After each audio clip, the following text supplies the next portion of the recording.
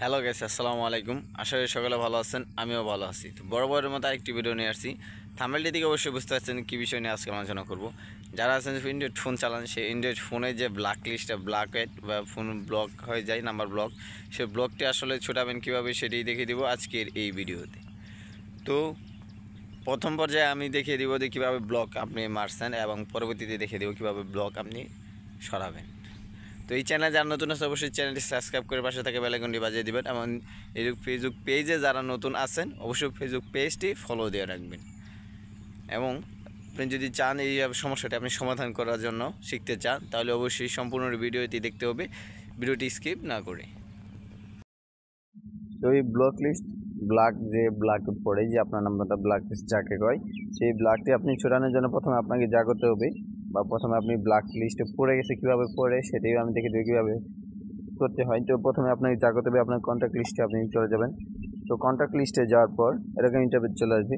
এখন আপনি যা করবেন দেখেন আমি এই যেখানে আপনাদের নাম্বার একটা শো করা আছে, তো এটা আমার কোনো প্রয়োজন নেই এখন আপাতত। তো এখানে আমি এটা অন্য একটি, এটা আমার সঙ্গে এটা কোনো কানেকশন আননোন নাম্বার ছিল, তো এটা আমি দেখেন আমি ব্লক মারবো। এটা আমি ক্লিক করে চাপ দিয়ে ধরে রাখবেন। ধরে রাখার পর নিচে এলেন দেখেন 3 নম্বরে লেখা আছে যে ব্লক অ্যান্ড রিপোর্ট স্প্যাম। এখানে আপনি ক্লিক করার পর আরেকটা ক্লিক করলেন, দেখেন ব্লক। এখন কিন্তু এই নাম্বারটি ব্ল্যাক লিস্টে হয়ে গেছে। দেখেন এখন কিন্তু আমি সরিয়ে দিতে চাচ্ছি যে আপনাকে বের করবো কীভাবে, বের করবেন কীভাবে, যে ব্ল্যাক লিস্টে পড়ছে বুঝবেন কীভাবে। তো প্রথমত এটা আমি এখন আপনার লিস্ট হিস্ট্রি থেকে ডিলিট করে দিলাম।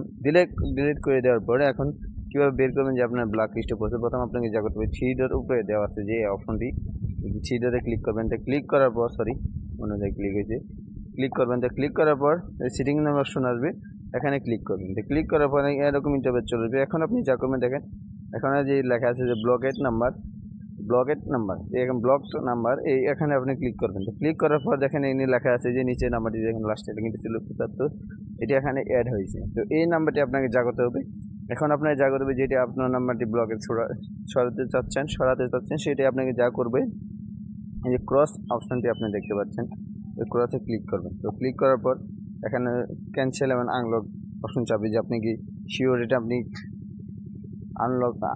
আনব্লক সরাবেন বা বাতিল করবেন। তো আমি সরাতে চাচ্ছি, ব্লক থেকে সরানো চাচ্ছি। তো এটা এখানে আমি ক্লিক করবেন। তো ক্লিক করবো দেখেন এখানে কিন্তু ব্লকে কোনো নাম্বার নেই। এভাবে আসলে আপনি আপনার যে কোনো ব্লগে পড়া নাম্বার আপনি সহজেই সরাতে পারবেন।